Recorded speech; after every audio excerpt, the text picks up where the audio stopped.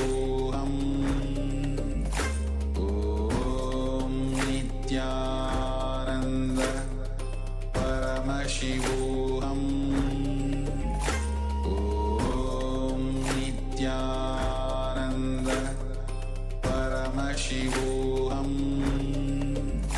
Om Nityananda Paramashivoham Om Nityananda Paramashivoham Om Nityananda Paramashivoham Om Nityananda Paramashivoham Om Nityananda Paramashivoham Om Nityananda Paramashivoham Om Nityananda Paramashivoham Om Nityananda Paramashivoham Om Nityananda Paramashivoham Om Nityananda Paramashivoham Om Nityananda Paramashivoham Om Nityananda Paramashivoham Om Nityananda Param. Yes, we are back. Sorry for the little delay. The video is ready to be played. We request all of you to come to the space of listening.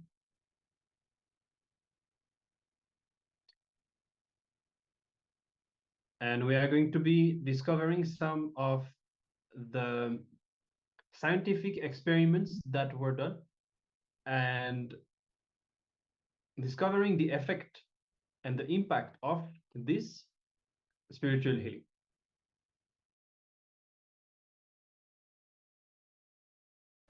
From time immemorial, all masters like Buddha and many Paramahamsas have demonstrated healing powers. In any age, the first thing that man asks for is always physical health, mental health, and solutions to his day-to-day problems.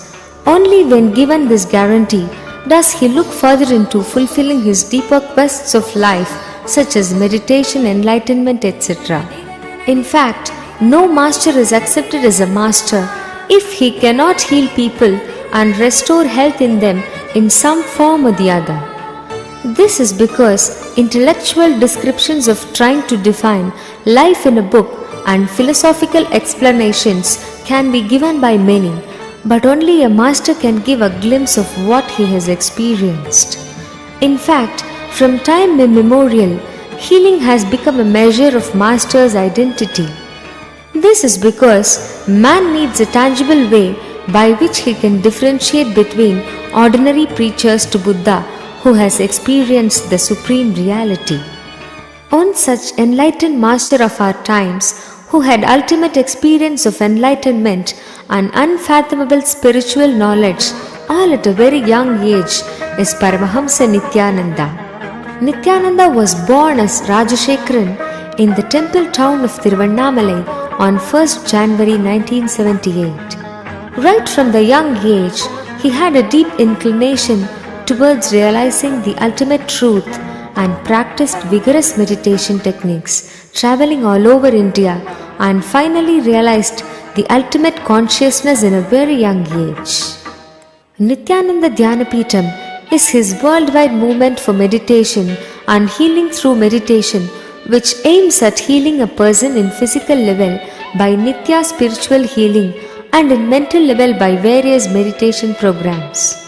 In just a span of 5 years, Nityananda Dhyanapitham flowered all over the world with more than 100 ashrams in 33 countries and more than 1,000 centers teaching meditation and healing people. Like most enlightened masters, one of the unique gifts that Nityananda has to offer to humanity is healing, called as Nitya spiritual healing. Nitya spiritual healing has been baffling the medical world, healing people from migraine to cancer. He has personally touched and healed thousands of people all over the world. Diseases such as fever, migraine, diabetes, hypertension, skin diseases, arthritis, anemia, de-addiction from smoking or alcohol, cancer, kidney troubles, low back pain, depression, stress and many other countless number of diseases have been cured or significantly reduced to a greater extent by spiritual healing. Hundreds of detailed testimonials can be found at www.dhyanapeetham.org/testimonials.asp.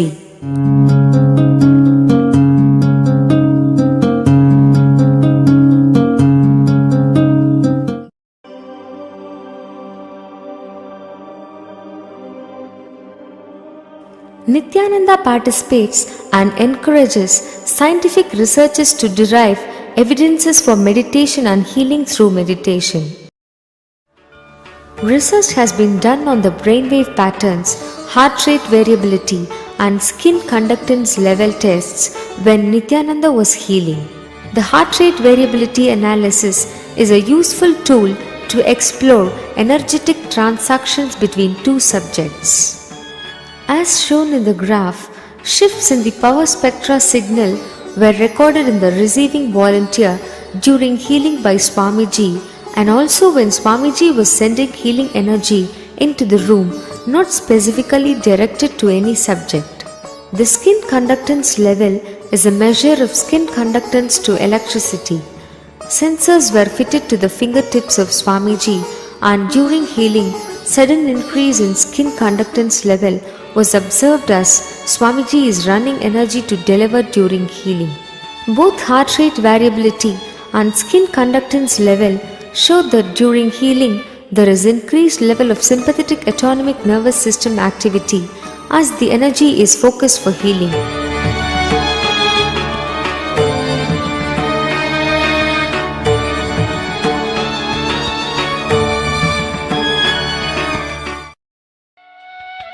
Nityananda also initiates qualified people to become healers, thus helping more people receiving these advantages of Nitya spiritual healing.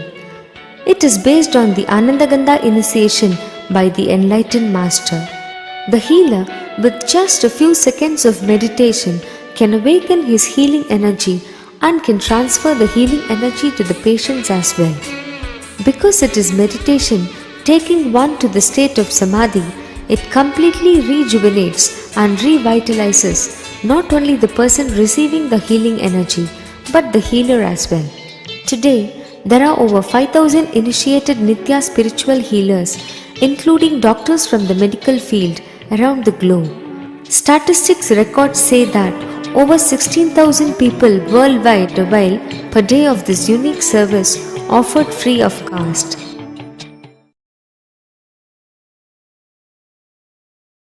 My name is Chandran. I am a businessman, engineer by profession, and situated in Bangalore.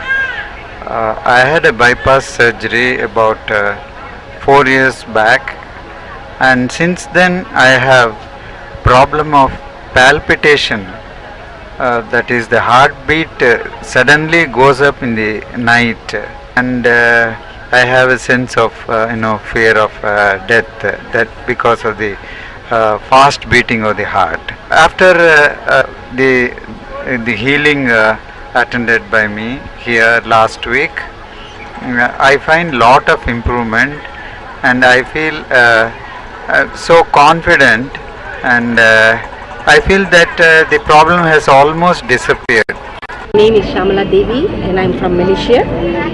In the beginning, I took healing for my daughter because she's a leukemia patient, and at that time she was undergoing treatment, and I took healing from Nirandara Ananda Amma, and after taking from her I could see a lot of difference, because every time I used to go for the medical checkup. I used to see her reading going up, and it was good.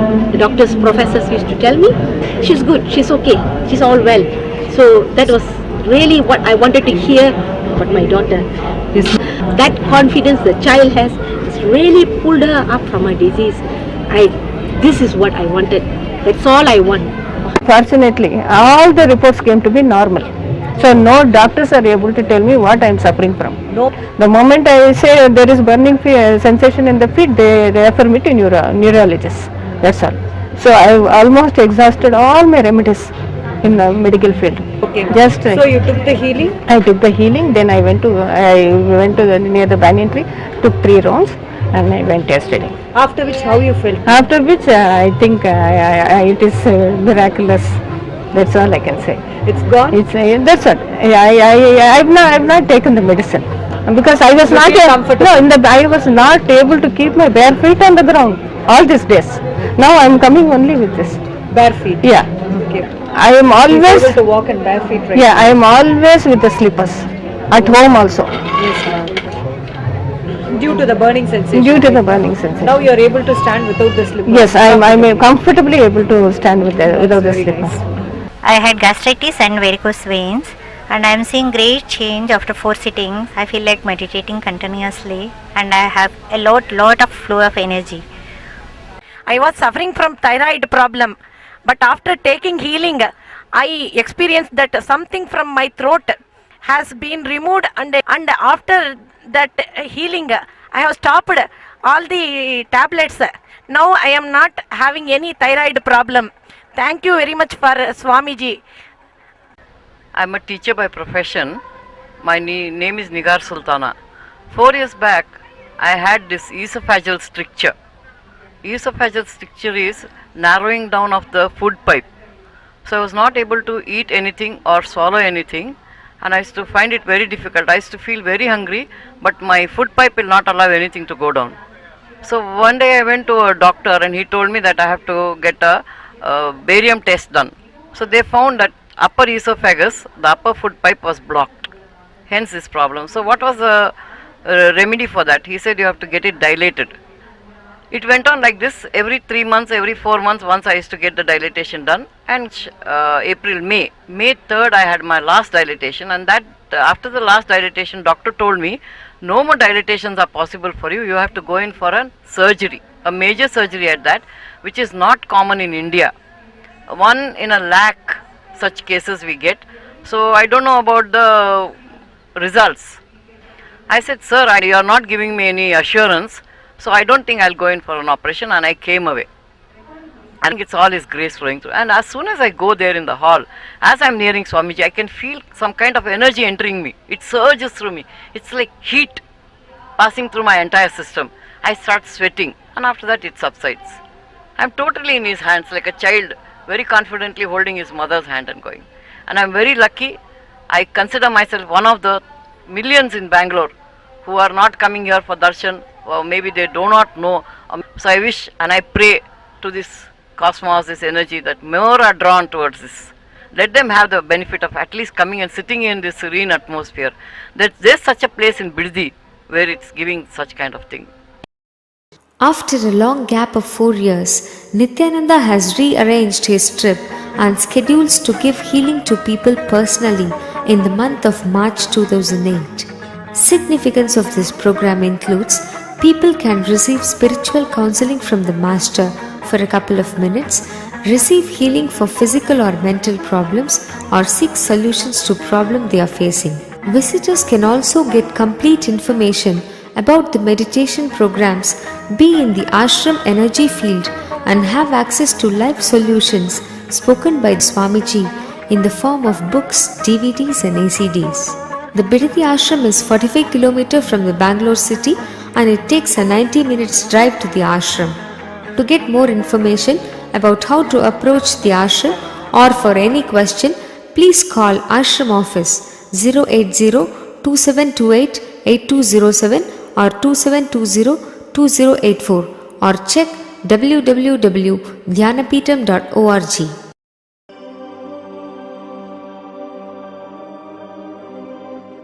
Dr. R. Murali Krishna President COO, Integris Mental Health, James L. Hall Jr., Center for Mind, Body and Spirit, Oklahoma in US, and his team invited Nityananda to derive scientific evidences for meditation and the state of his enlightenment. When Swamiji came, I have requested him to do one thing. I asked him, would you be willing to undergo some scientific investigation of the meditation process? He very cheerfully agreed without one complaint. He went for 3 repeat sessions for PET scanning and 3 repeat sessions for quantitative EEG sessions. And these are really not very easy tests to go through. It requires a lot of patience and a lot of willingness to do that. So we did that. Because if a meditation process is doing something to your brain, we should be able to detect that. Scientific findings are verifiable. They are replicable. You can replicate them, duplicate them. So Swamiji went through those sessions and we found some interesting findings. In PET scan, they inject a radioactive dye which goes and sits in parts of the brain that are active. In the normal, non-meditative state, the brain is very active. And when we are seeing someone, the rear end of the brain, the visual cortex, is very active, as shown in the diagram. Usually the brain is so active, there are 100 billion brain cells there. But what meditation does is something very interesting. It shows the frontal lobes getting more active. The frontal lobe is where you have judgment, wisdom, reasoning. Here are some of the brain scans I'm going to share with you. This is alert, non-meditative state. The second one is 30 minutes into 30 minutes meditation. Look at the frontal lobes, how they light up. They light it up big time. 60 minutes of deep meditation, and here is a deep, deep level of meditation where it lights up significantly right here, right in the middle, probably 1.5 inches, 2 inches deeper.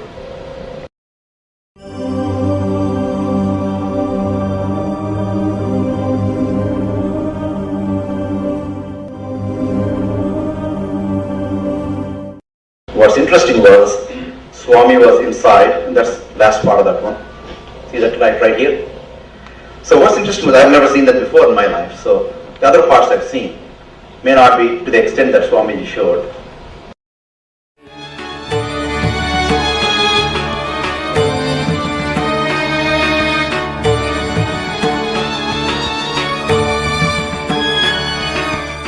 Dr. Murali Krishna says we all experience tremendous joy and happiness at times when we hear a fantastic piece of music or when we see nature. In all those moments, when we experience any pleasurable feeling in our body, it is mediated through a chemical called dopamine. Basically, all pleasures that human beings experience is mediated through dopamine. In other words, abundant secretion of dopamine means that we are blissful and happy. From time immemorial, it is believed that great masters are always in the state of bliss or causeless happiness. They are unconditionally happy. With modern sophisticated equipments, we are able to detect this truth that dopamine secretion is always abundant in the case of Paramahamsa Nityananda. The D really stands for divine spark.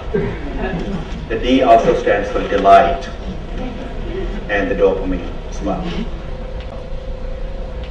What's also interesting is that he could at will go in and out of the states. So we asked Swamiji when he came from the scanning room, when we saw this one, we asked Swamiji, what were you exactly doing when so and so thing happened? He didn't know what was there. He did not see the pictures yet. He said, really interestingly, there were 3 people there, he said, I opened my third eye. And that's stunning because I learned about third eye as a child, but didn't read about it for a long time, what it is today. But what he said was, I asked him to describe more in detail what does he mean by third eye. And he said, it's a deep meditative state. It's probably very, very deep state. But he said, it looks like a small petal on one side going and joining, Another side, another pedal comes and join, and you join together, and then it becomes the third eye, like a blissful state that you experience and move in third eye. So that's really a very, very interesting and fascinating finding, and we're going to talk about for a long time this finding. Traditionally, all enlightened masters are represented metaphysically with the halo behind their head, which indicates that their third eye is opened, indicating that they have gained the true and ultimate knowledge. Further in his report, Murali Krishna says, it is a strange coincidence that in the same location of third eye, the mesial front layer of brain, which is associated with wisdom and judgment, is also located. QEEG measures electrical patterns in the brain, which are referred to as brain waves. And briefly, I'll give you a nutshell what happened with brain wave test QEEG. Quantitative EEG is a computerized analysis of the brain waves. You know, the brain goes through several stages: the alpha, beta, theta, gamma states. Delta is sleep, deep sleep state. You know, alpha is kind of very relaxed, attentive state. Beta is normally what you need. Beta is really alert state in beta. Theta is really the one that you want to be. You know, it's really deep meditation, deep relaxation, wonderful feeling there. He could go in and out of theta at will, anytime. That's wonderful. From Swami QEEG, the scientists saw that, unlike most people, he had complete control of his brain waves and was able to smoothly shift from one brainwave to another in a relaxed manner. Then the other thing that's really interested the specialist in QEEG was that when you go from alert state to meditative state, you go through various frequencies, and they're represented in various colors. And I've never seen that myself in my life. When he was going from alert state to deep meditative state, he would go in the same color range, in the same order as the rainbow. The Vibgyar, violet, indigo, blue, green, red, yellow. Vibgyar, same, orange and red, fine. And then when you come out of the range, you would come in the exact same range, opposite. And he did that several times, and that kind of stunned us at that time. It is also believed that since masters have gone beyond the attachment to this physical world of body and mind and became one with and completely in tune with existence, they can alter anything in existence.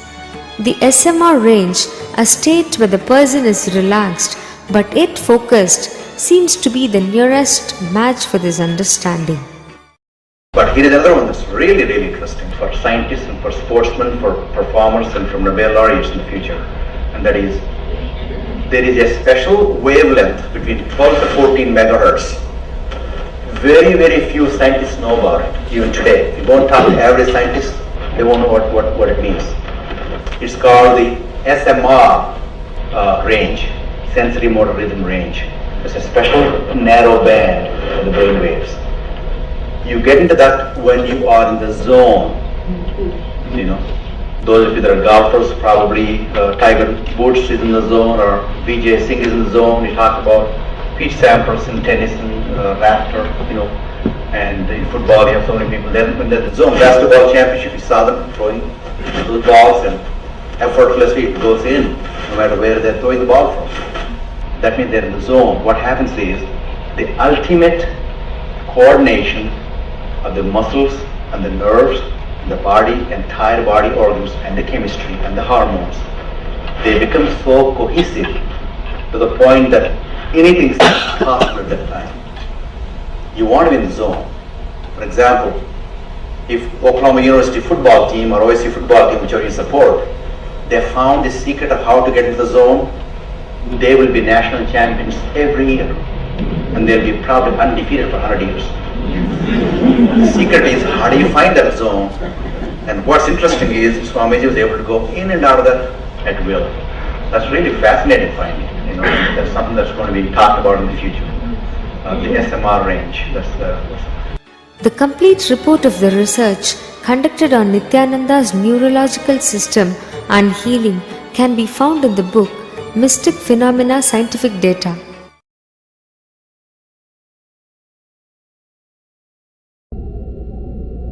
Buddha gives a beautiful explanation or the definition for the word healing. He says, expressing your compassion, expressing your care towards somebody to help him, to cure him. Healing is nothing but helping a person to restore his physical, mental, emotional well-being. In any level healing can happen. Whatever level you help, that's a healing. According to me, allowing him to work on you is healing. When I say him, I mean the divine personality, the divine energy. You may call it by various names, but allowing he to work on you is healing.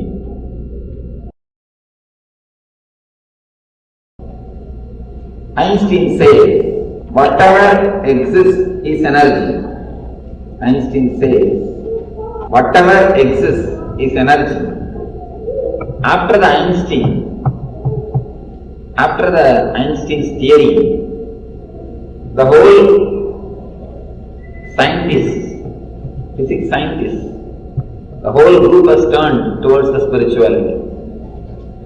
Because he is the first person who proved, declared by rishis. He says, whatever exists is energy. There is no borderline between matter and energy. The solid energy is matter, subtle matter is energy.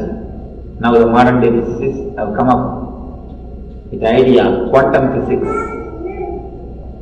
According to Einstein, energy is matter, matter is energy. Whatever exists is energy. If you see from this conclusion, if a matter can be given to somebody else, why not energy?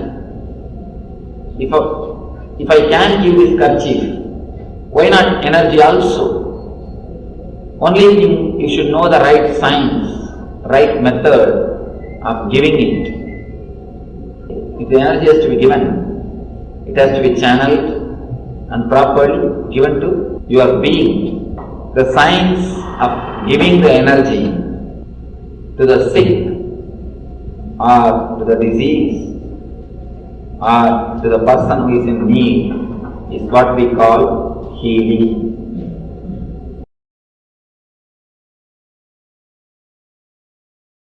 Let me give you a few words about who can give the energy.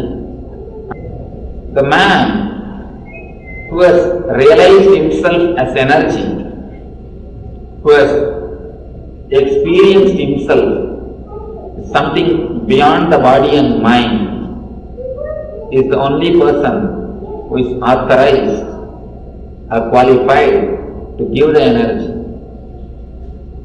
Because when you experience you are something beyond the body and mind, only then you can radiate energy.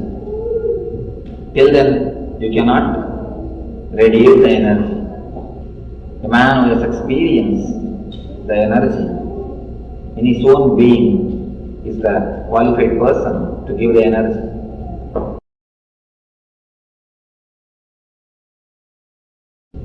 Many people they ask me, Swamiji, should we have faith to get healed? I tell them, no, there is no need. To know the apple is tasty, you don't need to believe. Just have a bite, that's all. You know it is tasty. To know the sun is rising in the east, you don't need to believe. Open your eyes and see, you will see it. There is no need to believe it. To understand or to have healing, you don't need to have faith. You need to have only one thing, an open mind. An open mind to experience.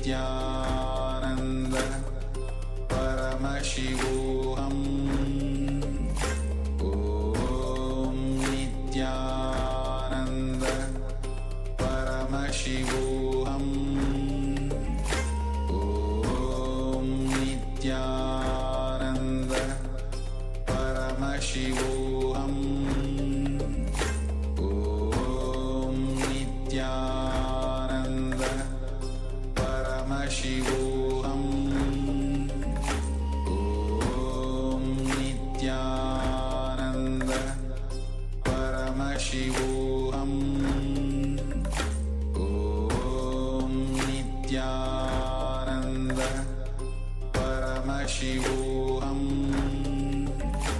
ॐ नित्यानन्द परमशिवोऽहम्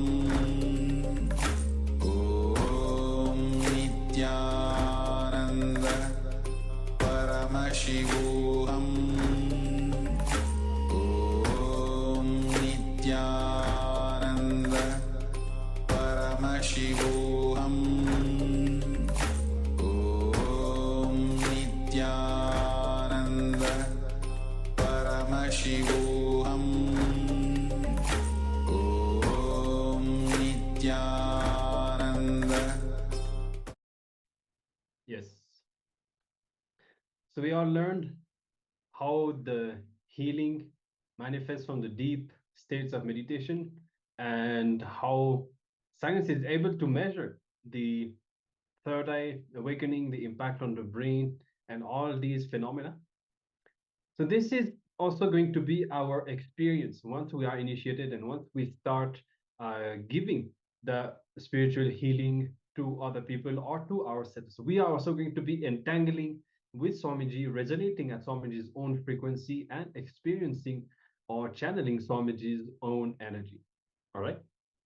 So the lifestyle of a healer, as we said before, when you want to heal yourself, there are no restrictions. But when you want to heal others, you will have to quit a few things, for example, drinking, smoking, and non-vegetarian food. So this is recommended anyways, but it is mandatory when you want to be giving healing to others. So by the end of this session, we will go through all the requirements of the lifestyle of a healer. Now let's go through a few more powerful cognitions on the spiritual healing science. When you meditate and practice healing, you will have a beautiful and continuous energy flow. And in that high level of energy, if you drink the low energy alcohol and this high energy of meditation will oppose each other. And so that is why it doesn't go hand in hand. And indulging in these practices creates a negative energy in your body, no matter what, regardless of whether you are initiated or not. By now, we all learn how it is essential to take care of our body. When I was sharing that before, how we treat our body, this is the exact same way in which we will treat our consciousness. As Swamiji said, only a person who takes care of their physical body will take care of their consciousness. So that's why even in all these levels, the Anavopaya, Anupaya, Shambhavopaya, the first level of the first system, I can say, is the physical body, working on the physical body to achieve enlightenment.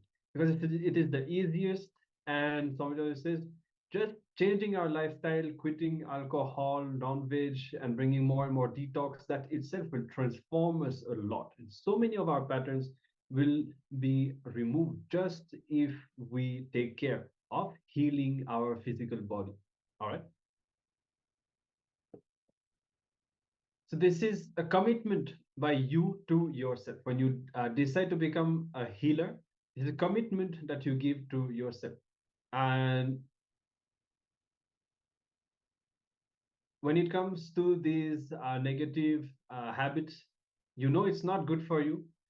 So you should understand, you should internalize and just see.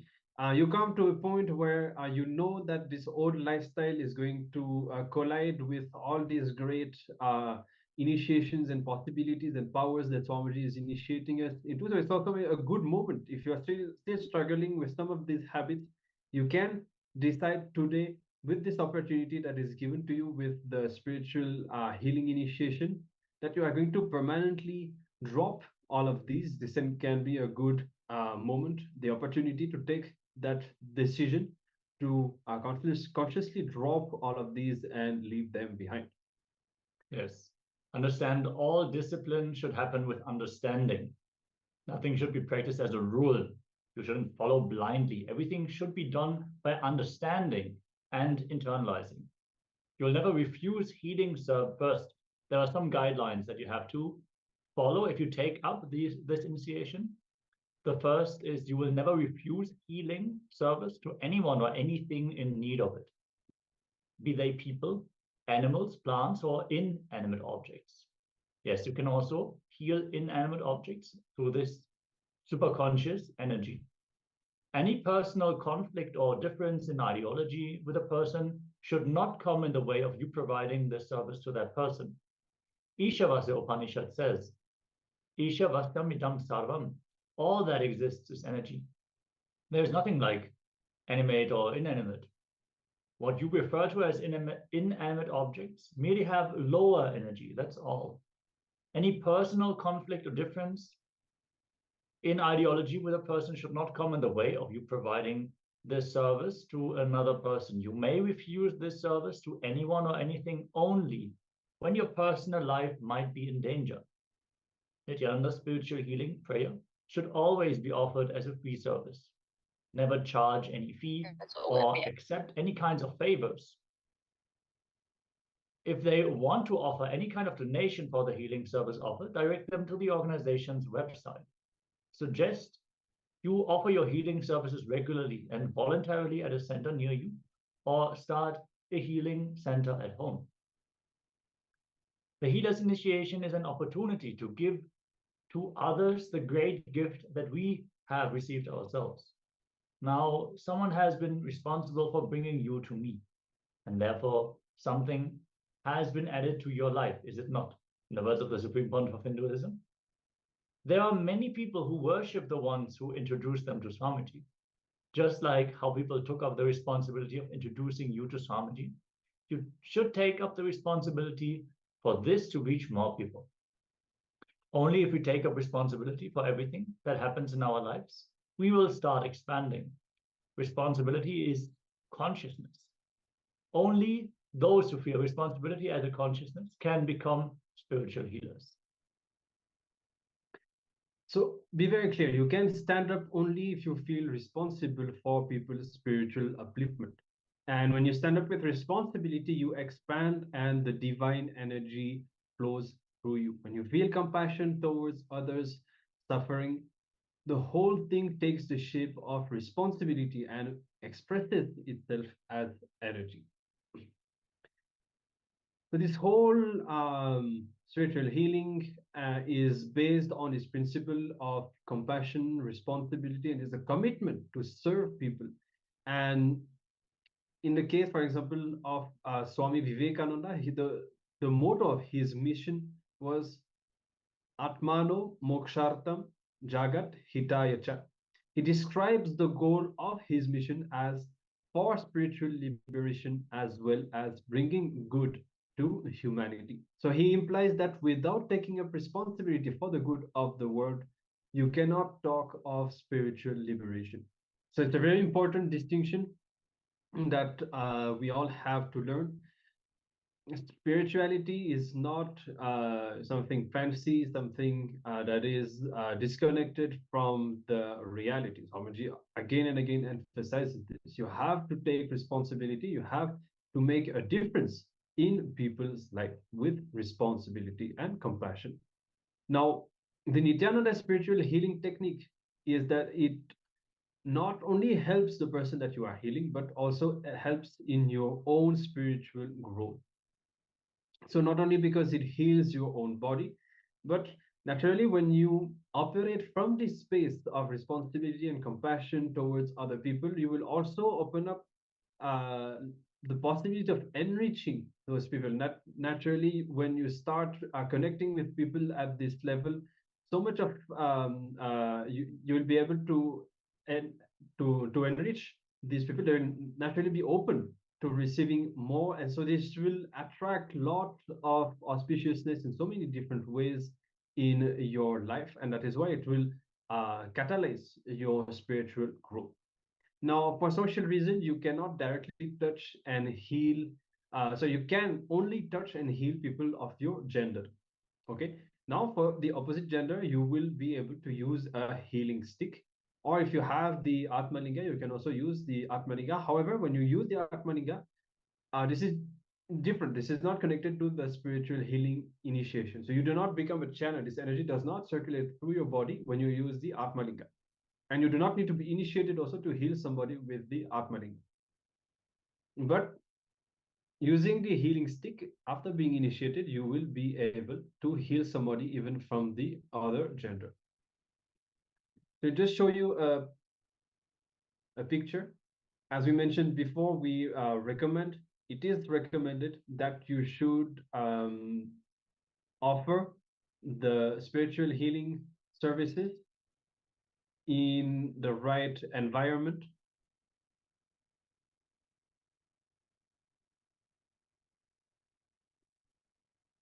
And so either by creating a spiritual healing center at your home or at your nearest temple, keeping Swamiji's Atmamurti or Swamiji's picture.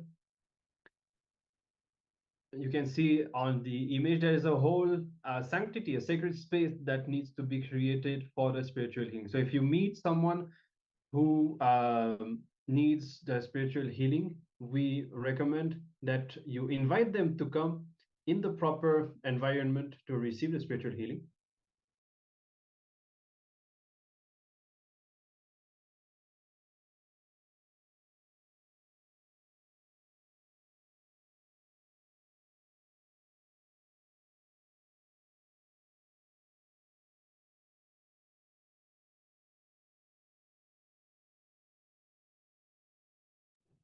Yeah. So you can see on the image, this healing was given at a temple in front of the deity. So whatever you have in your house, you don't need to have that kind of setup, but even just keeping, you can print Swamiji's picture and beautifully keep it in a frame and invite someone to just sit in front of Swamiji to receive the healing.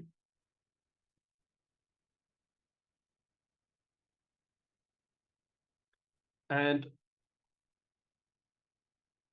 you should place your palms on the area that needs to be healed, or if it's not appropriate, you can just keep your hands on the Sahasrara chakra, on the top of the head of the person that is being healed, and just close your eyes and visualize Swamiji's face, visualize Swamiji, connect with Swamiji, bring your awareness to the Ananda Gandha chakra. And this being said, it's not that only if you do this, the energy will flow. It's more like how to connect, how to how to be in the right inner space at that moment. But the energy flows directly from Swamiji. It's not a technique that we have to be successful in or something like that. You chant the Mahavakya during the healing, and immediately you will feel that the energy is gushing forth from your Anandagandha chakra, and just bring awareness to that region and simply relax. Just be relaxed, be composed, and don't worry about the energy flow. It will happen on its own. Once you have relaxed and you feel the boundless energy that is flowing through you, just continue as long as you feel that the person is drawing and receiving the energy, and you will just be able to sense that. You'll be able to feel, you'll just know that the energy transfer is still happening. At some point you will feel that as if your hands are moving, the person is full, they have received as much energy as they can, and you will know that this is the moment to stop the healing. So have a picture of Swamiji in the room where you are doing the healing.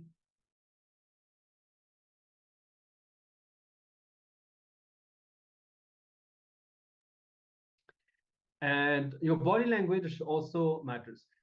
Your body language should show care and concern, be aware and sensitive to the needs of the person. And but naturally, as when you receive someone, you naturally attend to them. Just have more of this, bringing more sensitivity towards the person during the healing, and pray the Mahavakya also during the healing prayer service. Do not make, very important, do not make any guarantees warranties or representation. You're not representing Kailasa, no, you're not representing Swamiji, you're doing this on your own. You can explain that you have been initiated, that you are doing this on your own. Do not guarantee them that they are going to be healed. You can introduce that as a spiritual healing that will benefit them, but be careful of the medical legal situation and requirements. Do not claim that the process in any way diagnoses, treats, heals, or cures or prevents any disease, illness, or condition. Keep it as something spiritual. And of course, the healing will happen. People will experience this by themselves. Okay. Do not use the word patient, and you are also not a doctor. And if you are a licensed physician or healthcare practitioner, advise everyone to whom you are provided a spiritual healing service that such service does not constitute care or treatment or the practice of medicine. Be cautious, take the necessary precaution when it comes to that. And it does not involve any physical intervention or manipulation of the human body. Make it clear that it's about energy, about spiritual healing, and any benefit that someone experiences comes from within himself or herself based on their body's ability to heal on their own. Okay. Then understand and acknowledge that your participation in this healing is on a voluntary basis. Do not charge or accept any fees or favors, as we explained before. And do not provide, also important, do not provide this healing service if you are suffering from any disorder or taking medicine. So if you are, then heal yourself and until you come to good health. And once your health is restored, then you can turn towards healing others. Now, if you become aware that an individual has requested for healing services, but who appears to suffer from mental disorders, do not provide the healing services and recommend that this person seeks the adequate attention from a professional. So you also have to be careful about the stability of the person to whom you are provided this healing, so that they should receive it in the right way. I'm sure all of us understand what we refer by that. Now, if you are a licensed physician, make sure that, again, this healing does not collide with your regular professional practice. And we are projecting the link on the screen. You can all apply, as we are going to be getting ready for the darshan quite soon. In this darshan, Swamiji will bless all of us. All of us who register will be blessed for the level that we apply for. So if you want to apply to heal only yourself, do so. And if you are ready to follow the lifestyle changes and dietary regulations, then you can apply for healing other people as well. If you have any questions, if you have any doubts about the spiritual healing, you are in time to let us know. And we can guide you and clarify all your doubts now. We're also going to send the link in the chat for your own convenience. And let us get ready, as the darshan of the Supreme Pontiff of Hinduism is fast approaching.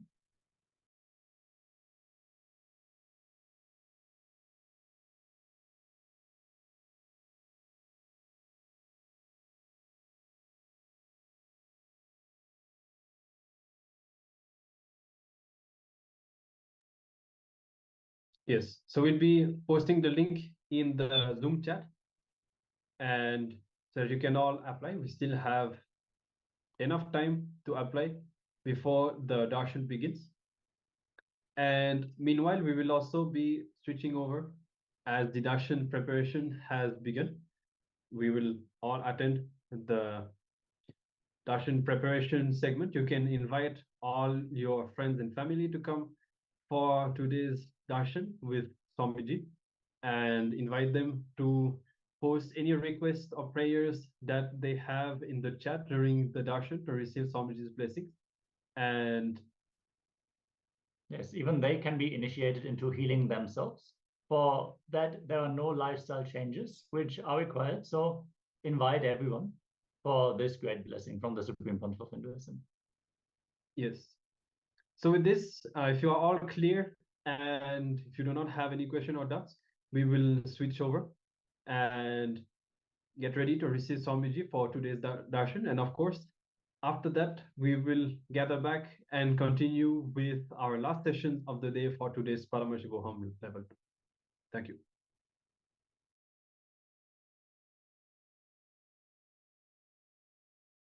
Today, the initiation that we are going to be receiving is something very, very sacred and profound.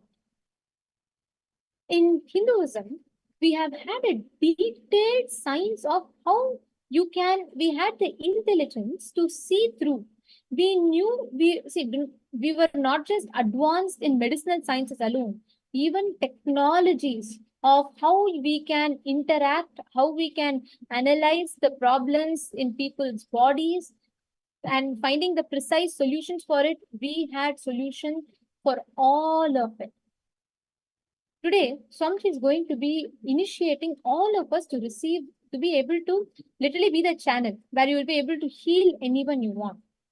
It is important for us to understand the science of how this happens.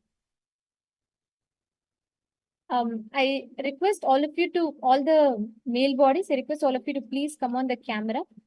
And please settle down. We are going to be entering into the darshan. So, okay, I just wanted to ask who all had actually applied for this.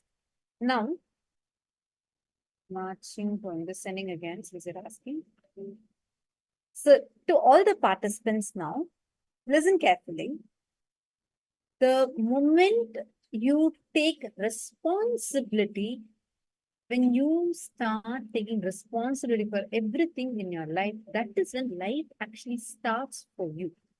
For receiving healers initiation, today we went through the various vows that you need to take up for receiving this healers initiation. We did the preparation today, right? One of that is taking responsibility for others. When you feel for others suffering and you decide to take responsibility for it, the whole thing just changes. The whole experience you have, the way your life is, will just expand for you.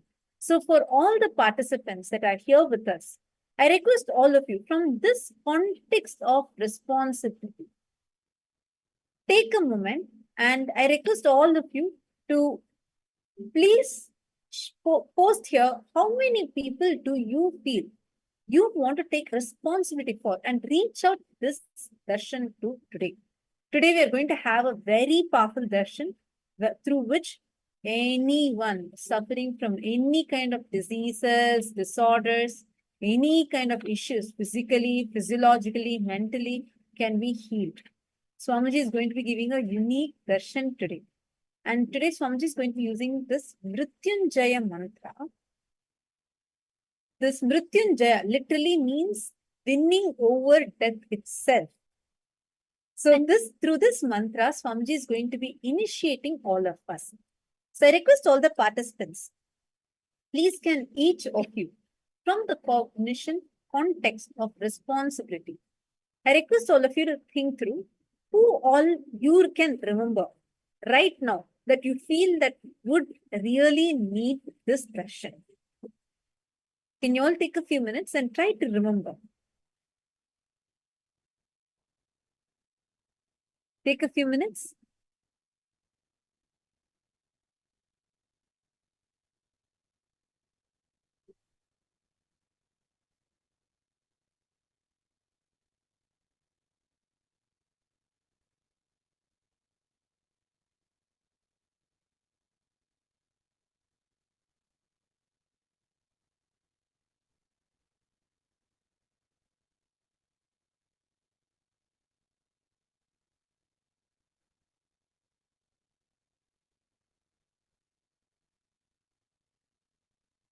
Actually, please understand what we are learning today This is a science, and this science is unique to Hinduism. It is not something that we found yesterday or today. You should know we were so advanced. We had this clear method. We had the clear technology of how you can study the human anatomy thousands of years ago. But before I enter into that, I would like to start with one question. Can I request every one of you here to Google, because I want to share with you all. See, many of the information that is available for us Hindus, many information, even today, if you go and see, if you want to find out, okay, what does Hinduism say about health, you will not get an answer. It is not easy. That's why Swamiji is building so many AI GPTs now, making it available for people to access the information. I'll give you all one example. Can I request every one of you here to go and Google who discovered the human anatomy? Come on. All the participants, Paramashivoham Level-1, every one of you. Can I request all of you? Take a minute and go and Google who discovered the human anatomy. And post the result that Google is telling you in the chat. Take a minute.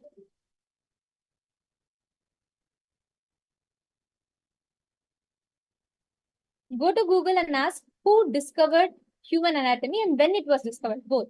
What was the name of the person and when it was discovered?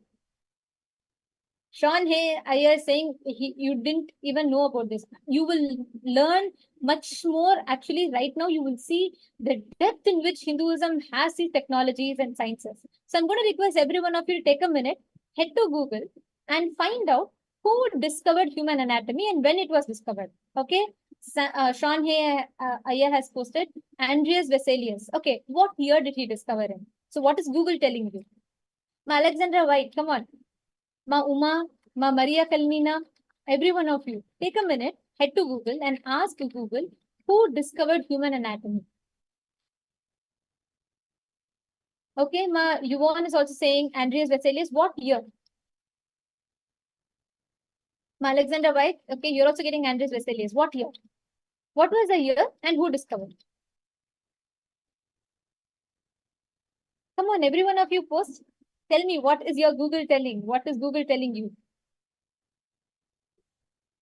Who discovered the human anatomy? Ma Chingho, Ma Nitya Naresha, come on. Both of you also please take a minute, Google and share with us.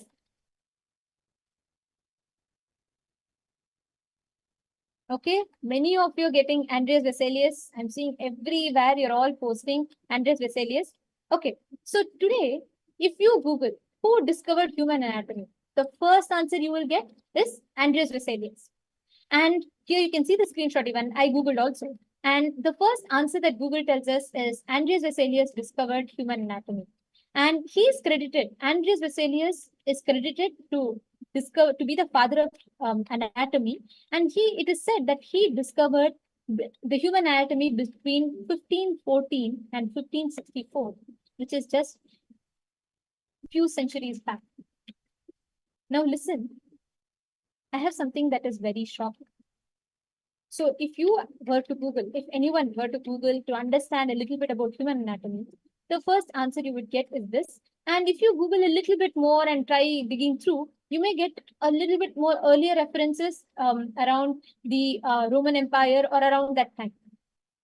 But do you know, much more than 5,000 years ago, in the Sanskrit texts, in the Rig Veda, the Ayurveda, a subset of the Rig Veda, very clearly describes the human anatomy, and it explains the entire structure of the body more than 5,000 years ago.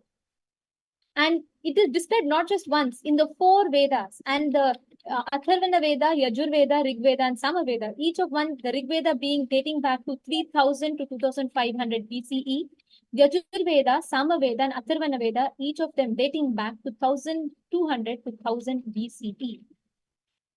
What I am telling you is just the beginning. Many of you might have already heard about Ayurveda. We did not just know about anatomy. What I'm going to tell you next will shock you. We did not just know about human anatomy, we even knew advanced medical sciences. Well, when, Swamiji used to tell always that the first head transplant recorded was Ganesha's. Paramashiva himself conducted the first head transplant, which is recorded in our scriptures. The details of which animal will fit for the human body, they study it and then they do the head transplant. But let me not even go way back there. We have physical evidences of how advanced our Hindu civilization was. I'm going to show you all some pictures, which will actually shock you. If you see this, you can see here, this is a 9,000-year-old tooth that was found in Balochistan with the drilling to remove the rotten dental tissues. This, what we call as a root canal treatment, which we do it now with advanced machines and with the help of advanced machines. 9,000 years ago, Balochistan was part of the 56 Hindu nations. Balochistan was one of the Hindu kingdoms that existed. The Shahi kings ruled that region. And you can see here clearly, this picture here is a reference. 9,000-year-old tooth was found in Balochistan with the drilling to remove the rotten dental tissues. And several skulls were recovered from Mehergarh and Harappa cemetery, each of them dating to 2300 BCE. And they clearly showed the trepanation and bone healing, which is where you put the cast and you heal the fractured bones. And it in yet another find near Balochistan, in a burnt city, which again dates back to 2800 BCE, a skeleton with a prosthetic eye was retrieved from a grave. You all can see the pictures. So now tell me, if you all Google tells you just in 1500s, the human anatomy was discovered by Andreas Vesalius, whereas 5,000 years ago, we did not just know the human anatomy, we had the clear technique. And here we all can see the proof right in front of our eyes. How many of you are understanding this? How many of you are catching this, grasping this, and are like, wowed by this? I mean, yeah, how does it feel for you when you see this? Can I request all of you to please post? And all the Paramashivoham Level 1 participants, I request all of you to please be on camera. Now, Shranaya and every one of you who posted in the chat saying, when you Google told you Andreas Vesalius, how do you feel now? After you know the fact or after you see the fact of, like, I mean, how can we claim that anatomy was discovered in the 1500s when we had the science, the method dating back to 5,000 years plus? This is the science that Hinduism has. And understand, these are all clearly referenced in our scriptures. For example, in the Rig Veda is the oldest scripture in Hinduism. And Rig Veda, which is one of the first primary Vedas in Hinduism, it mentions about Queen Vishpala. And here you all can see, it is in the first chapter, 116th canto, in the 15th verse. It says, Sodaho Jaganmaya Singha Vishapale Dhana Hite Stherba Pratyadhyagyatam. Means, the literal translation of this verse is, the foot of Vishpala, the wife of Khela, was cut off like the wing of the bird. In an engagement by night, immediately you gave her a metallic leg so that she might walk. Listen carefully, Rig Veda, which is thousands of years old, more than 9,000 years old, clearly mentions about Queen Vishpala who fought a war on behalf of her husband with a prosthetic leg. And Khela was a king. Agastya was his guru. And through the prayers, the Ashwini Kumaras, who are known for literally like as advanced healers and the gods of medicine, they had restored Vishpala's leg with prosthetics. Wow. When I read this, I was like, Google has lied to me all my life. When you Google it, everything you get is just few centuries back. That's all. Here we have clear revelations and advanced use of these sciences in our day-to-day life.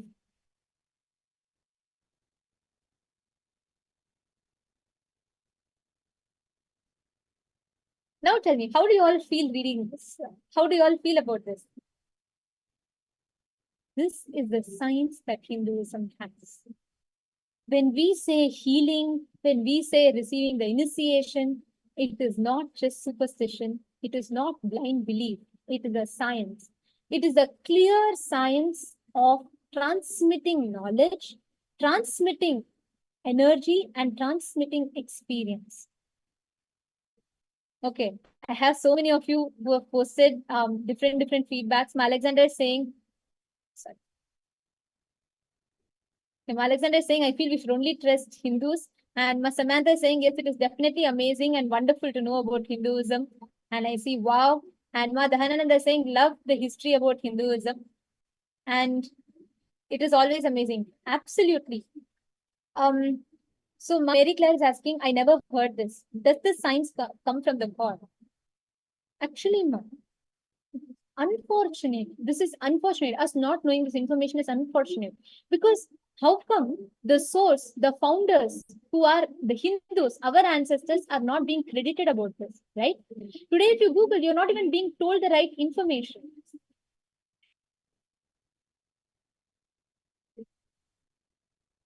Are you all understanding?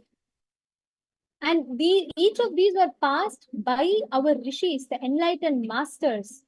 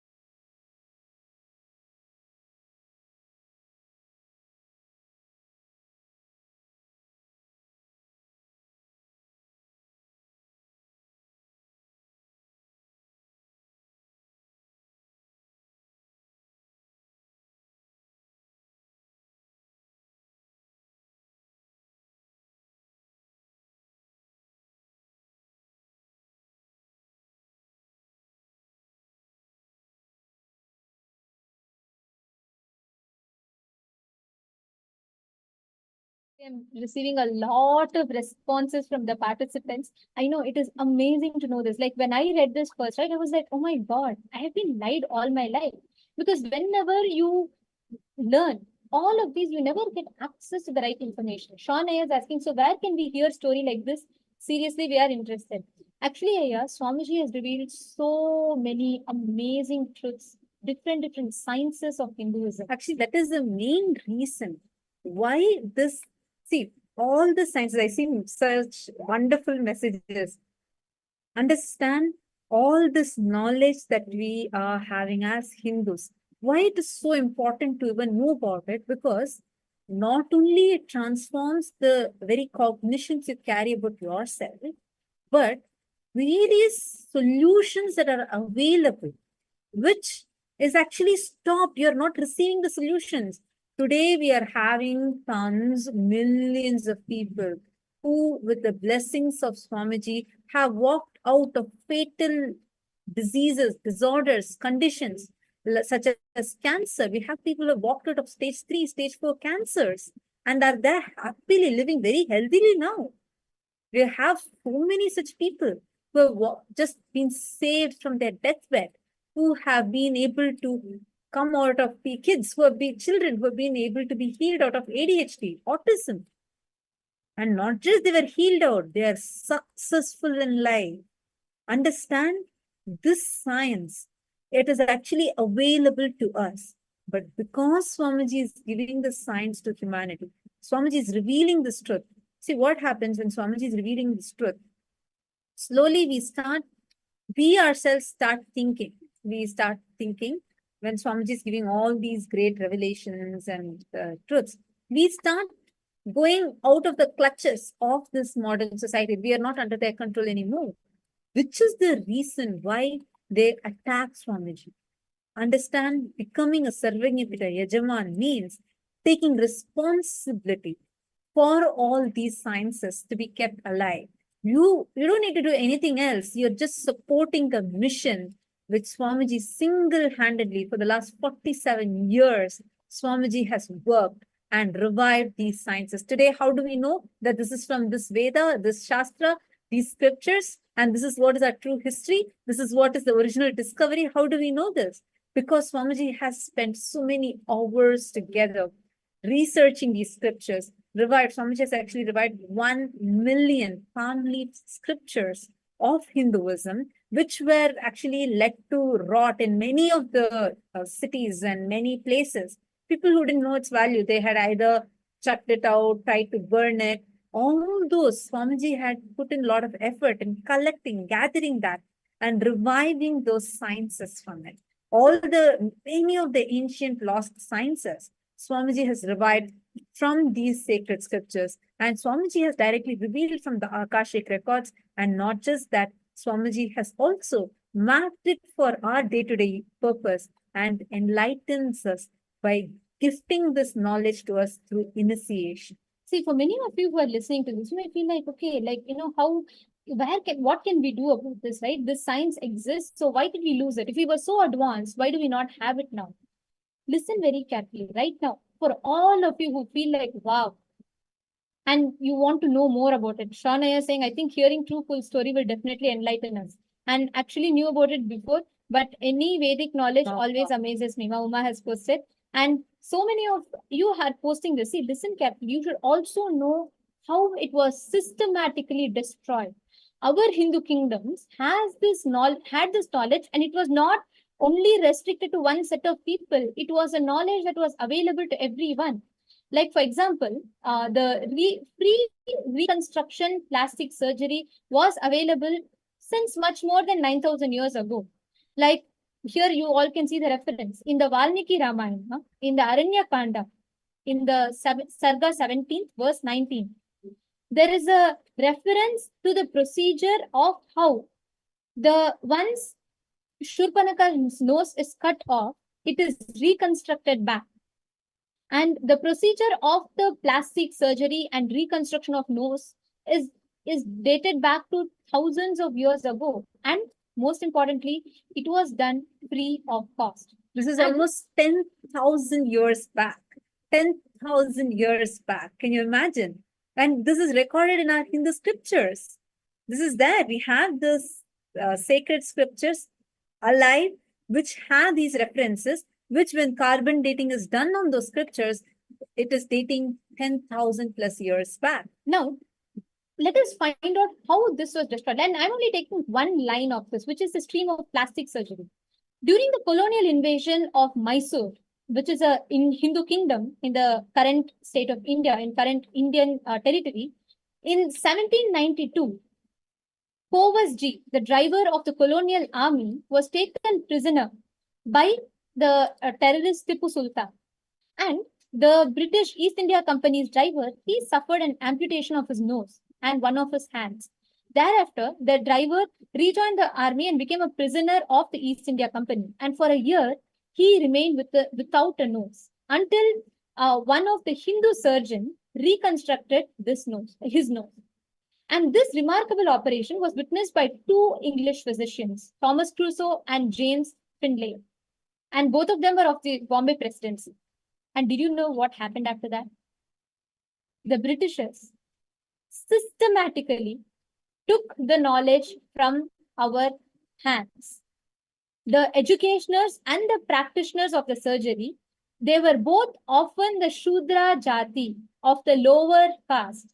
Listen to this very carefully. This is very important for us to understand this. The Britishers were shocked because we had such advanced science which none of them had. And all of them, the educators and the practitioners of these plastic surgeries, were often of the Shudra class, which the Britishers classified and poisoned everyone, making them believe that Shudras was the lowest class. How can the lowest Jati have the power and the knowledge to do the plastic surgeries, which was one of the most advanced and complicated surgeries? And amongst them, the Nai Jati, they were considered to be the best by the British. And systematically, they were targeted, persecuted. And do you know today, this community, which was known for